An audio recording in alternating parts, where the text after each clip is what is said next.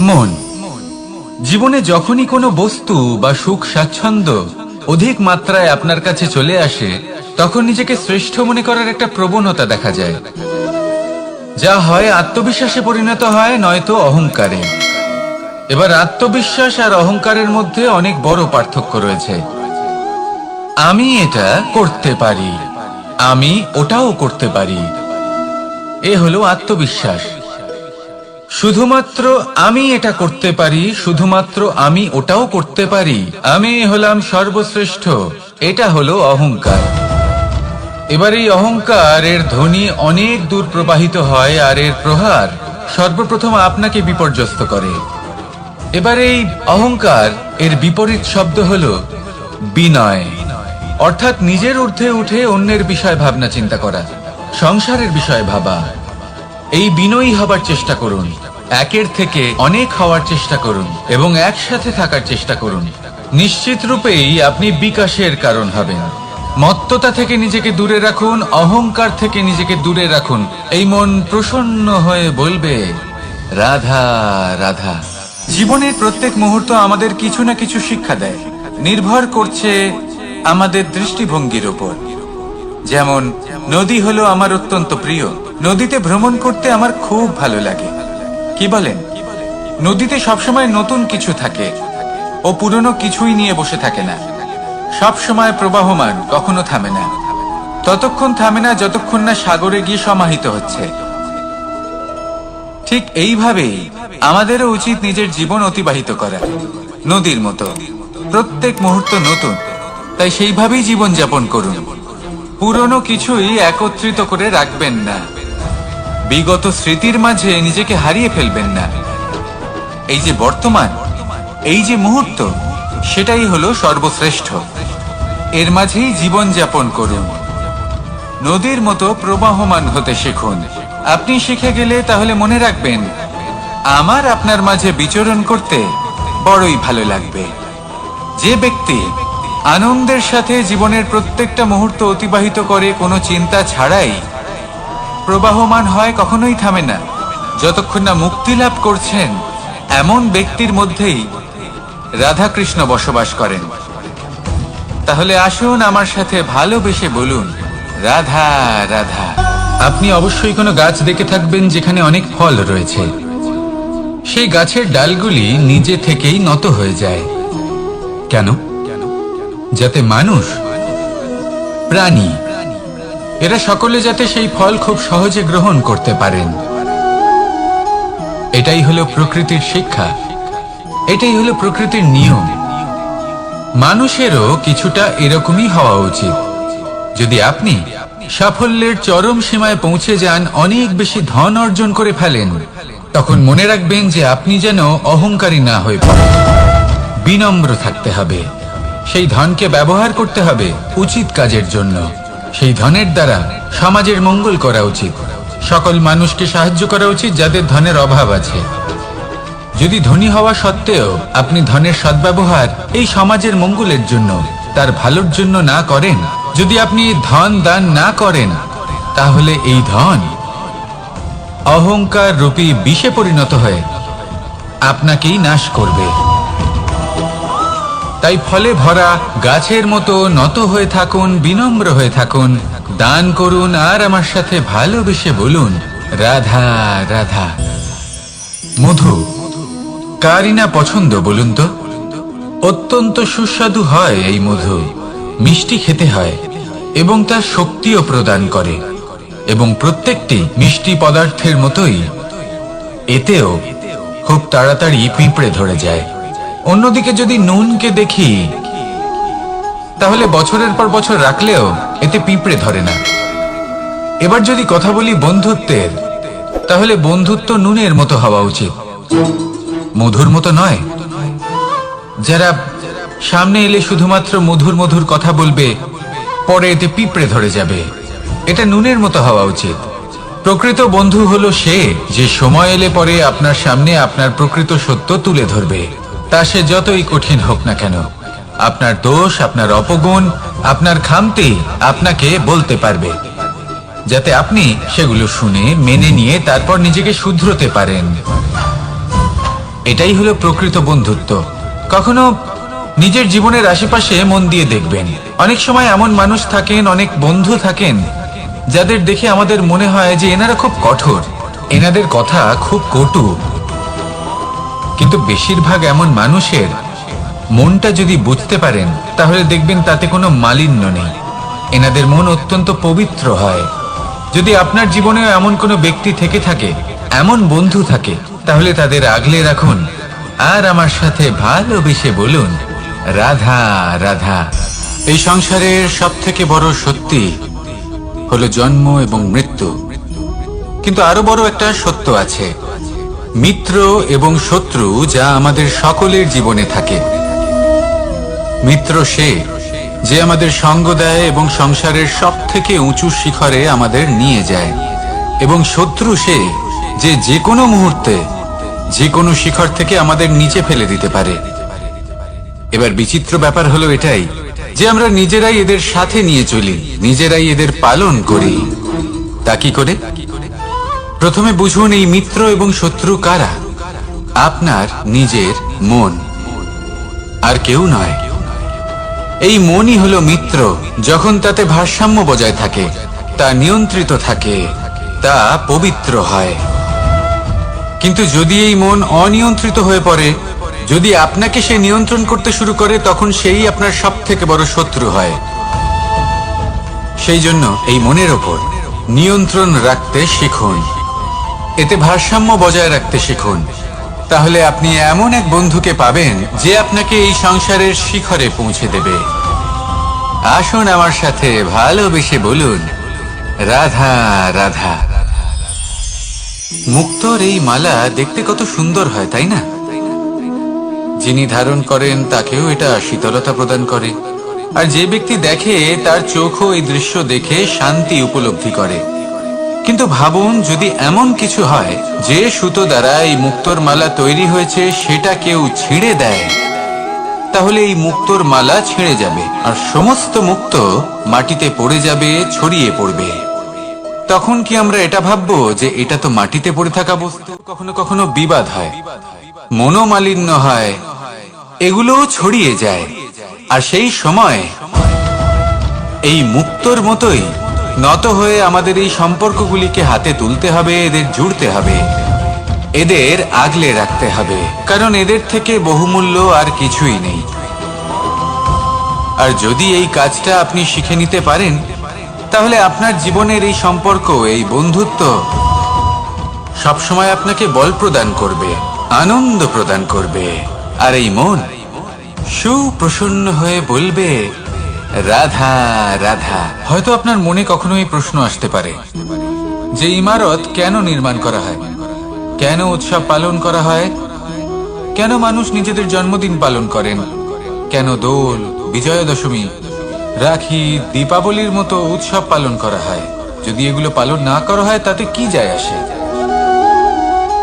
যদি এই দোল উৎসব পালন না করা হয়, তাহলে কি এই সংসার ভুলে যাবে যে নারায়ণের প্রতি ভক্তির কারণে ভক্ত প্রহ্লাদকে অগ্নি স্পর্শ করতে পারেনি? যদি বিজয়া দশমী পালন না করা হয়, তাহলে কি এই সংসার ভুলে যাবে যে এই দিনে শ্রীরাম রাবণকে বধ নয়? বিষয়টা হলো মনে রাখা। যখন জীবনে আমরা কোনো একটা স্থানে পৌঁছই, উপলব্ধিগুলোর উৎসব পালন করি, যাতে সেই মুহূর্তে আমরা সকলের মধ্যে আনন্দ ছড়াই এবং মানুষ সেই মুহূর্তটা মনে রাখেন। এই স্মৃতিগুলোই মানুষের মধ্যে বিশ্বাসের জন্ম দেয়।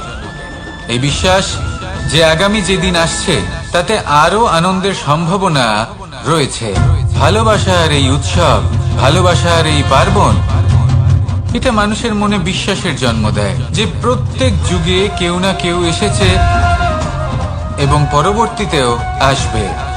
তাহলে আসুন আমরা ডুবে যাই আমার লীলার এই প্রেম যাত্রায় এবং ভালোবাসার এমন একটা উৎসব পালন করা যাক যা এই সংসার যুগ যুগ পর্যন্ত মনে রাখবে।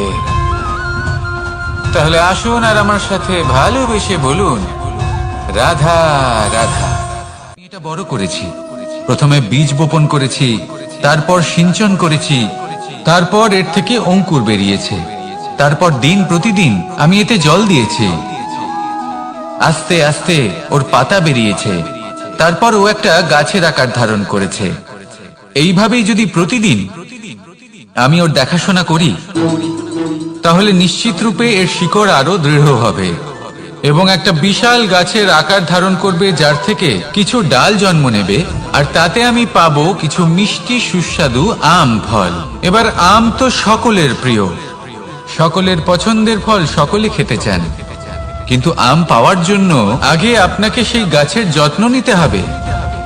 যদি আপনি গাছ লাগিয়ে তারপর ভুলে যান, তাহলে সেই গাছের কি হবে? তার অস্তিত্বটাই মুছে যাবে, তাই না? আমাদের সম্পর্কগুলো কিছুটা এরকমই হয়। যদি সম্পর্ক জুড়ে আপনি ভুলে যান, তাহলে তার অস্তিত্বই মুছে যাবে। তাই শুধুই সম্পর্ক গড়বেন না, তাকে পালনও করুন। নিশ্চিত রূপে আপনার এই সম্পর্করূপী বৃক্ষের ডালে আনন্দের মিষ্টি সুস্বাদু আম ফল নিশ্চয়ই পাওয়া যাবে।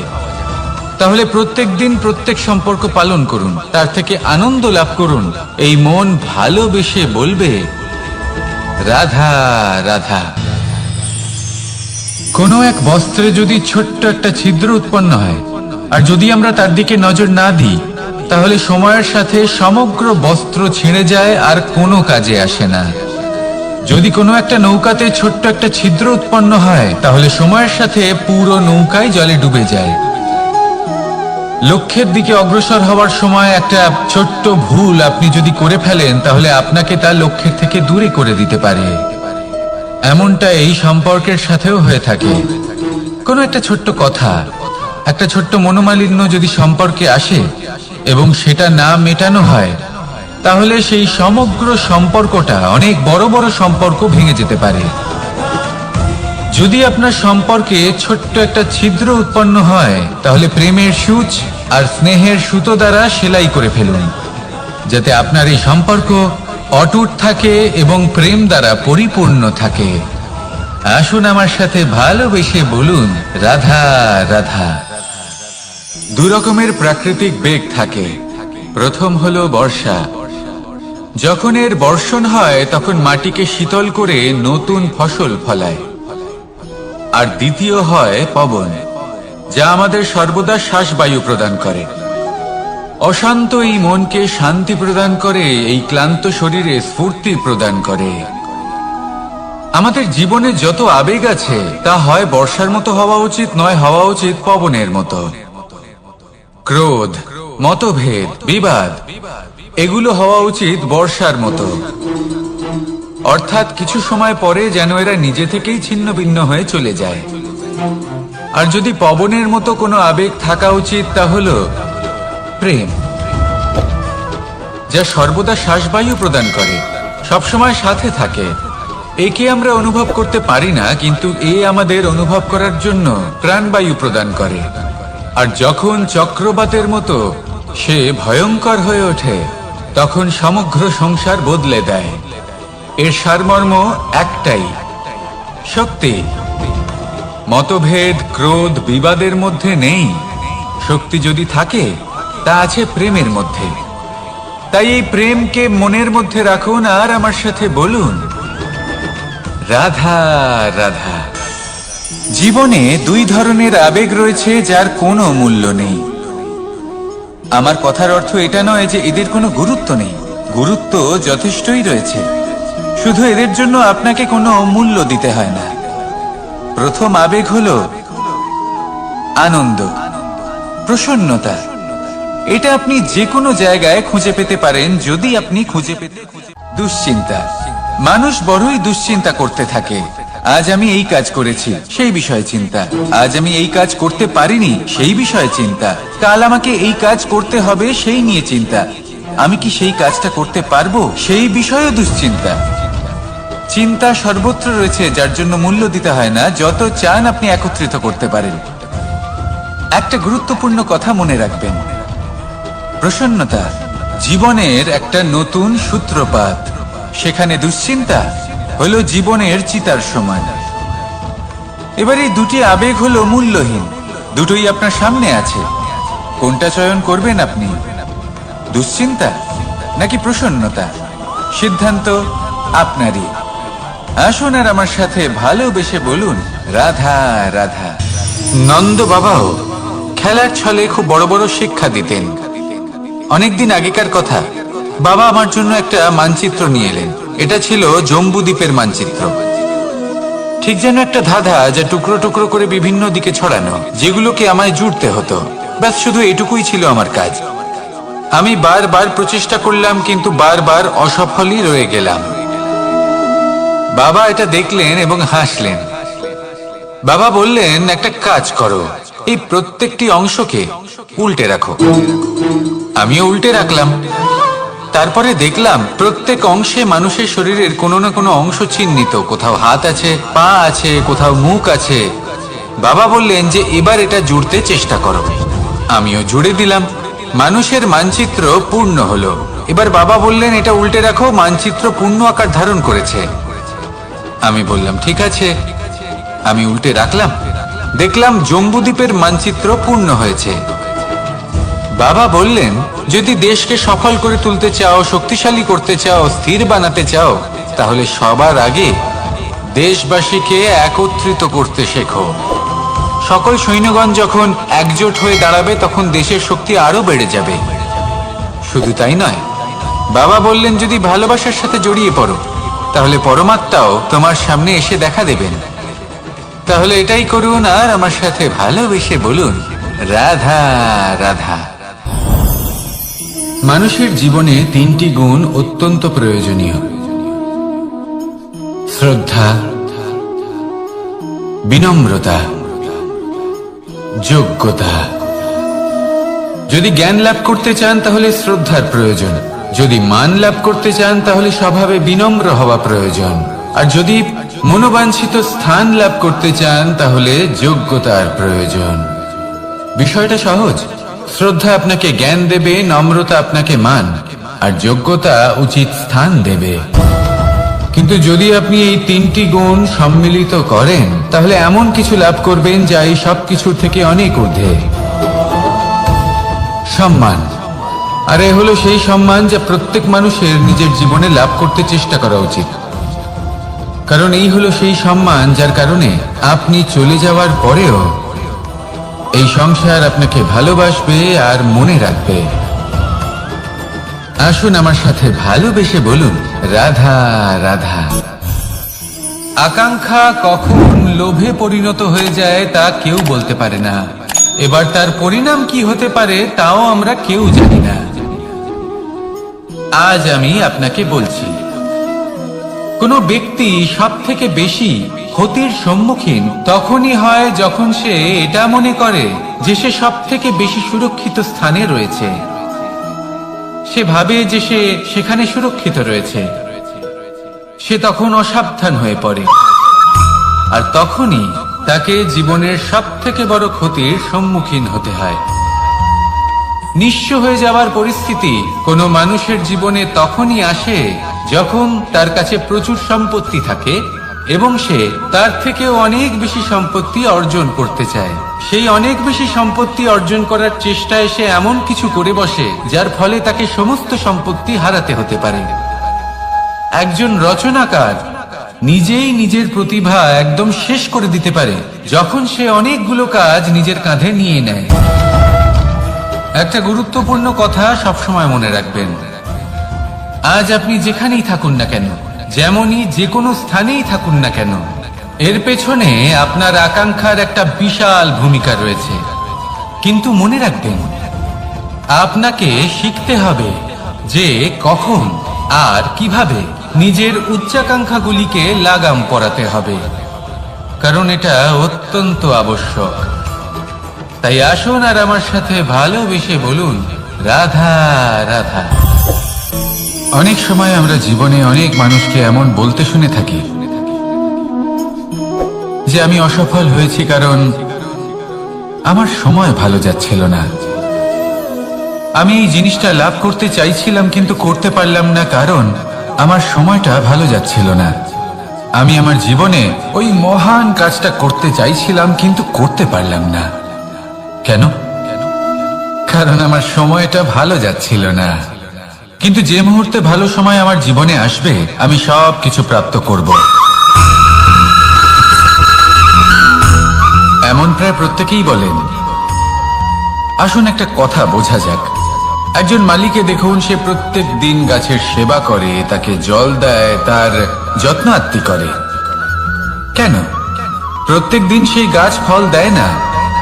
সঠিক সময় এলে তবেই সেই গাছ ফল দেয়, কিন্তু প্রত্যেক দিন মালি তার সেবা করে, তাকে যত্ন করে।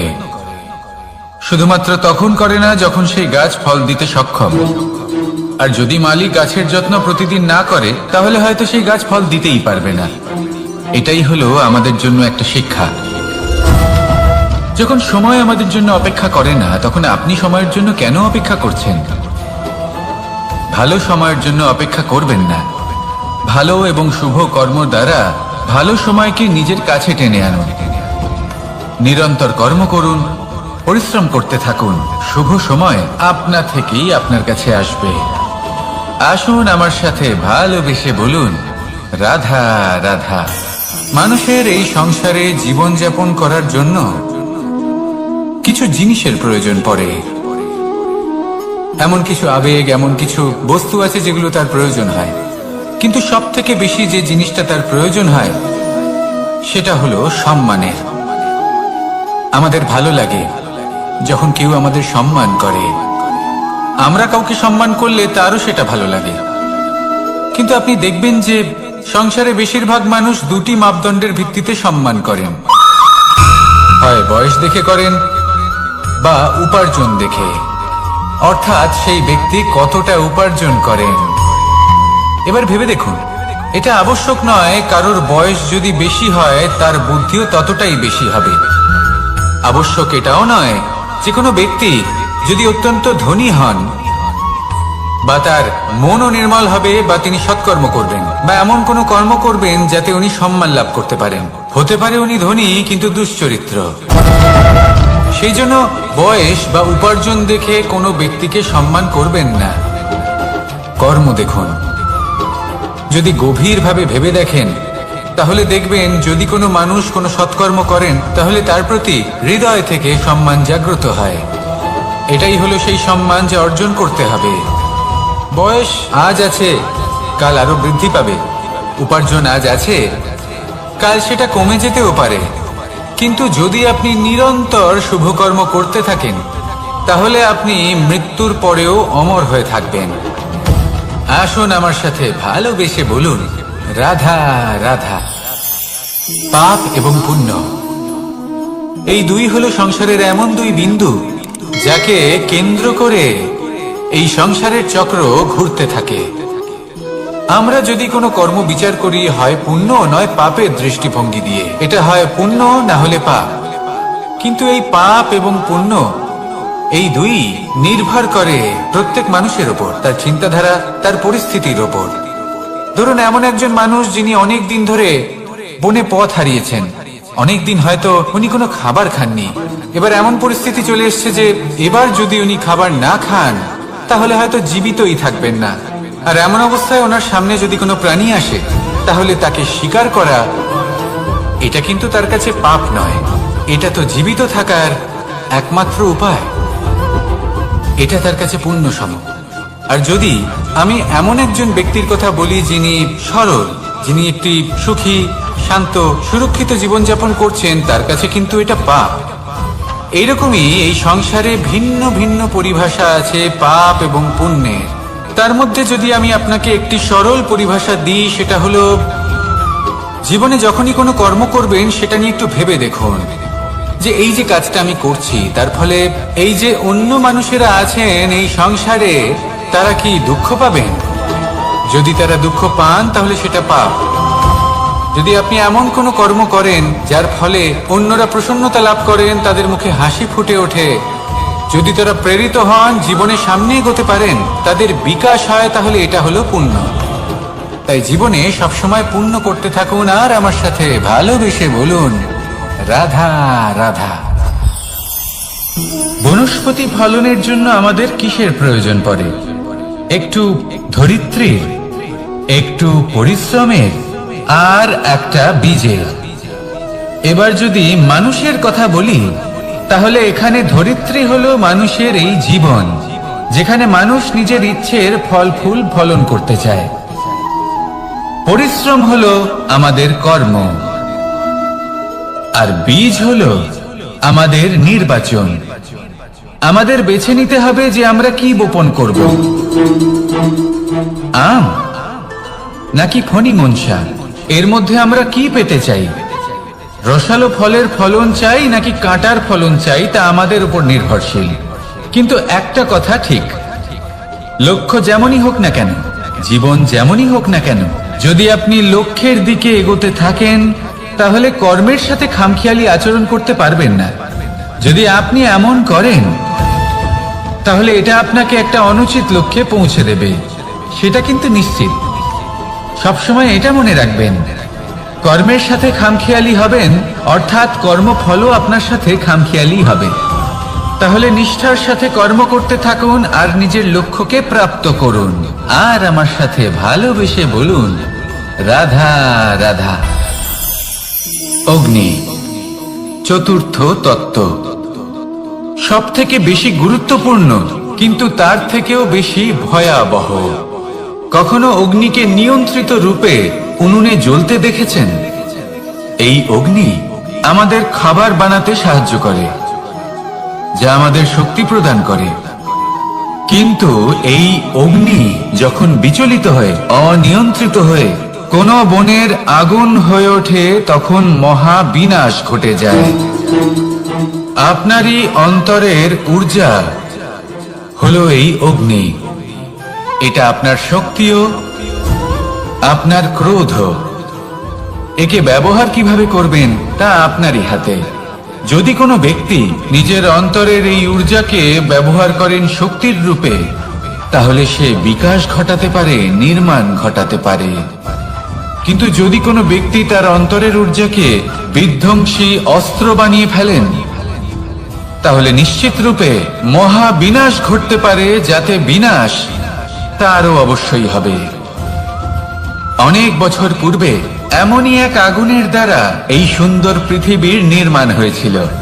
আর অনেক বছর পূর্বে এমন এক আগুনেই সমস্ত জীব এবং সংসার বিলুপ্ত হয়ে গেছিল। এবার আপনি আপনার অন্তরের ঊর্জা দ্বারা বিনাশ ঘটাতে চান নাকি নির্মাণ ঘটাতে চান, সেই সিদ্ধান্ত আপনারই। আসুন আমার সাথে ভালোবেসে বলুন, রাধা রাধা। কখনো কখনো এমন হয়, আমরা আমাদের বাড়ির উঠোনে বীজ বপন করি আর তা বিকশিত হয় একটা সুন্দর বৃক্ষে। তার শাখাগুলি প্রতিবেশীর বাড়ি পর্যন্ত পৌঁছয়। ফলের বর্ষণ প্রতিবেশীর বাড়িতেও হয়ে থাকে।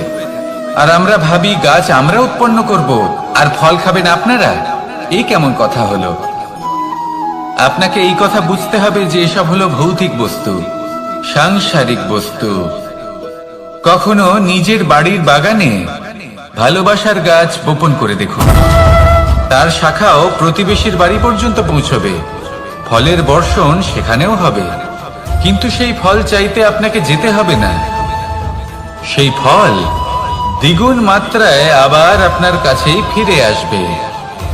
তাই নিজের বাড়িতে আর নিজের মনে ভালোবাসার গাছ উৎপন্ন করুন। এই জীবন প্রসন্ন হয়ে বলবে, রাধা রাধা।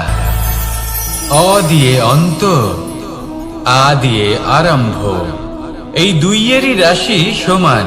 যদি আপনি মন দিয়ে দেখেন তবে দেখবেন এদের সম্পর্ক খুবই নিবিড়। কিভাবে? যখন কোনো কিছু শুরু হয় এটা নিশ্চিত হয়ে যায় যে তা সমাপ্তও হবে। আরম্ভই যদি না হয় তা সমাপ্তও হবে না। যা আরম্ভ হয়েছে তার সমাপ্তি হলো অবশ্যম্ভাবী। এটাই হলো প্রকৃতির নিয়ম, একে এড়ানো যায় না। এবার এই কথা আমরা সকলে জানি। এবার মানুষ কি ভাবে যে সমাপ্তির পরে কি হতে পারে, এর উত্তর তাদের কাছে নেই। তাদের উচিত অন্য কোনো বিষয় ভাবা যা বেশি গুরুত্বপূর্ণ। এবার মানুষ এটা জানে না যে মৃত্যুর পরে কি হতে পারে, কিন্তু এই কথা অবশ্যই জানে যে জন্ম থেকে মৃত্যু পর্যন্ত এই সময়, যাকে আমরা জীবন বলে থাকি, এই সময় আমরা কর্ম করতে পারি। এই কথা তো আমরা জানি। তাহলে এমন কি কর্ম করা যেতে পারে যা আমাদের সমাপ্তির পরও আমাদের প্রাসঙ্গিক করে রাখতে পারে, এই বিষয়ে ভাবা উচিত। যে জন্মগ্রহণ করেছে তার মৃত্যু হবেই, এটা সাধারণ বিষয়। কিন্তু ইতিহাস আজও সেই সকল মানুষজনকে স্মরণ করেন যাদের এই সংসার তাদের মৃত্যু নয়, বরং তাদের জীবনকালে যে কর্ম তারা করেছেন তার দ্বারা মনে রাখেন। সেই কর্মের কারণে এই সংসারে তাদের নাম, তাদের কর্ম, তাদের ব্যক্তিত্ব, তাদের কীর্তি অমর হয়ে থাকে এবং থাকবে। আপনার কাছে এতটা সময় নেই যতটা আপনার মনে হচ্ছে আপনার কাছে আছে। সেই জন্য যত শীঘ্র সম্ভব শ্রেষ্ঠ কর্ম করুন, যতটা পারবেন ততটা অধিক সুকর্ম করুন। এই সংসারে নিজেকে অমর করে তুলুন আপনার মৃত্যুর পরেও, আর আমার সাথে ভালোবেসে বলুন রাধা রাধা। ওমাই কি, আমি কখন থেকে এখানে অপেক্ষা করছি, হাত পেতে দাঁড়িয়ে রয়েছি যাতে একটা ফল আমার হাতে এসে পড়ে এবং সেটা আমি খেতে পারি। কখন থেকে অপেক্ষা করছি, কিন্তু সেটা হচ্ছেই না। এবার আপনি বলবেন যে এসব কি বলছি, এ কি অদ্ভুত কথা বলছি। যদি ফল খেতে হয় তাহলে আমাকে বৃক্ষে চড়তে হবে, ফলের কাছে পৌঁছতে হবে, তবেই তো ফল পাবো। এবারে এটা অত্যন্ত সহজ ব্যাপার, কিন্তু এই বিষয়টা আপনি নিজের জীবনের প্রসঙ্গে ভেবে দেখুন। লক্ষ্য কোথায় আছে আপনি জানেন, সেই লক্ষ্যে পৌঁছানোর পথ কি সেটাও আপনি জানেন, সেই পথে চলার ক্ষমতাও আপনার রয়েছে, কিন্তু তাও আপনি নিজের লক্ষ্য লাভ করতে পারছেন না। কেন? কারণ আপনি অপেক্ষা করছেন যে লক্ষ্য আপনার সামনে চলে আসবে, কিন্তু তা হয় না। লক্ষ্য সে যাই হোক না কেন, ধন হোক, প্রেম হোক, কোনো সম্মান হোক বা মোক্ষ হোক, যদি আপনি তার দিকে অগ্রসর না হন তাহলে ফল প্রাপ্তি অসম্ভব ব্যাপার, তা কোনোদিনই হবে না। সেই জন্য আপনার চোখের সামনে আপনি যদি নিজের লক্ষ্যকে দেখতে পান তাহলে উঠুন এবং সেই দিকে অগ্রসর হতে শুরু করুন। নিজের অন্তরের সকল অশুভ গুণ দূর করুন, অলসতা ত্যাগ করুন, অজ্ঞানতা ত্যাগ করে দিন এবং চলতে থাকুন। অবশ্যই মনোবাঞ্ছিত ফল লাভ করতে পারবেন। মনে রাখবেন, চলতে থাকলে তবেই লক্ষ্য প্রাপ্তি হবে। অপেক্ষার দ্বারা শুধুমাত্র মৃত্যু লাভ হবে। আসুন আমার সাথে ভালোবেসে বলুন রাধা রাধা। পাখি কখন জন্ম নেয়, কখন উড়তে শেখে, কখন বাসা বানাতে শেখে, কখন নিজের মৃত্যু লাভ করে, এসব আমাদের মধ্যে কেউ জানি না। কিন্তু পাখি একটা কথা খুব ভালো করে জানে, যে এই সংসারে যা কিছুই করুক না কেন, এই সংসারের ওকে নিয়ে কিচ্ছু যায় আসে না। এবার আমরা কি করি? কোনো কাজ করার আগে আমরা এটা ভাবি যে এই সংসার যদি আমাকে দেখে ফেলে তাহলে কে জানে এই সংসার কি ভাববে, আমার প্রতিচ্ছবি কেমন তৈরি হবে কে জানে, কে জানে কি হবে আদি ইত্যাদি। এই সব ভাবনায় আমরা মগ্ন হয়ে যাই। কিছুটা এমন ভাবে মগ্ন হই যে বর্তমানের কর্মের এই জীবনের যাত্রাপথে সেই সময়ের আনন্দ উপভোগ করতে ভুলে যাই। এবার দেখুন একটা পাখি কি করে, ওর কর্ম হলো গান গেয়ে চলা। ওই পাখি গেয়ে চলে, কেউ ওর গান শুনুক বা না শুনুক, কেউ আদৌ শুনছে কিনা সেই বিষয়টা নিয়ে সেই পাখির কিছুই যায় আসে না। সেই পাখি নিজের কর্ম করতে থাকে। হয়তো সেই জন্যই আপনি কখনো কোনো পাখিকে কাঁদতে দেখবেন না। এরকমই আপনাকে নিজেকে গড়ে তুলতে হবে। প্রথমে নিজেকে জিজ্ঞেস করুন, এই যে কর্ম আমি করতে চলেছি সেটা কি উচিত? যদি আপনার মনে হয় সেটা উচিত তাহলে সেটা প্রমাণ করুন। এটা ভাববেন না যে এই সংসার কি ভাববে।